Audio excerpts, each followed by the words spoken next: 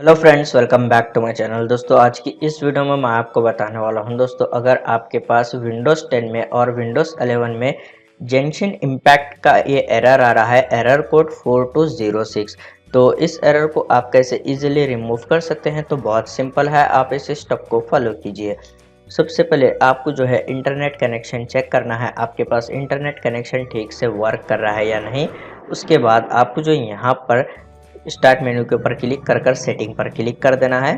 फिर दोस्तों आपको स्क्रॉल करना है। उसके बाद यहाँ पर ट्रबल शूट के ऊपर क्लिक कर कर यहाँ पर आपको अदर ट्रबल शूटर के ऊपर क्लिक कर देना है। फिर आपको यहाँ पर फाइंड आउट करना है इंटरनेट कनेक्शन। आप यहाँ पर रन के ऊपर क्लिक कीजिए। उसके बाद आप यहाँ पर देख सकते हैं डिटेक्टिंग प्रॉब्लम्स। तो ये प्रोसेस कंप्लीट होने तक आप थोड़ा सा वेट कीजिए। ओके गाइज, जैसे ये प्रोसेस कंप्लीट हो जाता है तो आपको यहाँ पर ये सेटिंग को क्लोज कर देना है। उसके बाद आपको जो है जेनशिन इम्पैक्ट गेम के एपीके फाइल को जो है आपको राइट क्लिक कर कर प्रॉपर्टी पर क्लिक करना है और कंपेटिबिलिटी टैब में आने के बाद यहाँ पर run this program as an administrator इस वाले बॉक्स में आपको चेक कर कर अप्लाई के ऊपर क्लिक कर कर ओके के ऊपर क्लिक कर देना है। उसके बाद आपको विंडोज की सेटिंग में जाना है। स्टार्ट मेनू पर क्लिक कीजिए, सेटिंग पर क्लिक कीजिए। फिर आपको यहाँ पर नेटवर्क एंड इंटरनेट के ऊपर क्लिक कर देना है। उसके बाद आपको जो है यहाँ पर इस वाले ऑप्शन को क्लिक कर देना है।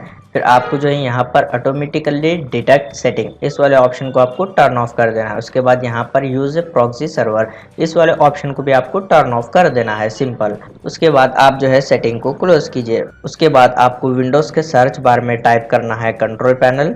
ओके, फिर आप जो है इसको क्लिक कर कर ओपन कीजिए। उसके बाद आपको जो है यहाँ पर नेटवर्क एंड इंटरनेट के ऊपर क्लिक करना है। फिर आपको यहाँ पर नेटवर्क एंड शेयरिंग सेंटर पर आपको क्लिक कर देना है। उसके बाद आपको यहाँ पर चेंज एडाप्टर सेटिंग का ऑप्शन है, आप इस पर क्लिक कीजिए।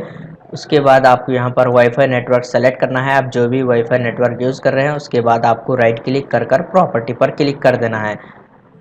फिर आपको जो है यहाँ पर इंटरनेट प्रोटोकॉल वर्जन 4 इस वाले ऑप्शन को सेलेक्ट कर कर प्रॉपर्टी पर क्लिक करना है और यहाँ पर use the following DNS server. Preferred DNS server में इस तरीके से टाइप कीजिए और अल्टरनेट डीएनएस सर्वर में इस तरीके से टाइप कीजिए। उसके बाद ओके के ऊपर क्लिक कर कर यहाँ पर सेटिंग्स को क्लोज कीजिए। ऑल सेटिंग्स को आपको क्लोज कर देना है। उसके बाद आपको जो है विंडोज़ की सेटिंग में जाना है। स्टार्ट मेनू पर क्लिक कर कर सेटिंग पर क्लिक कीजिए। फिर आपको यहाँ पर नेटवर्क एंड इंटरनेट पर क्लिक करना है।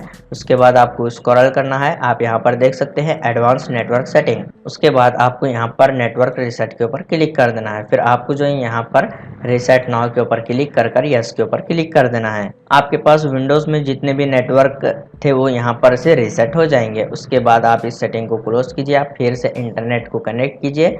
फिर आप अपने पीसी को एक बार रीस्टार्ट कीजिए, प्रॉब्लम सॉल्व हो जाएगी। उम्मीद है आपको ये वीडियो पसंद आया तो प्लीज़ लाइक कर देना और इसी तरह के वीडियोस देखने के लिए चैनल को सब्सक्राइब कीजिए।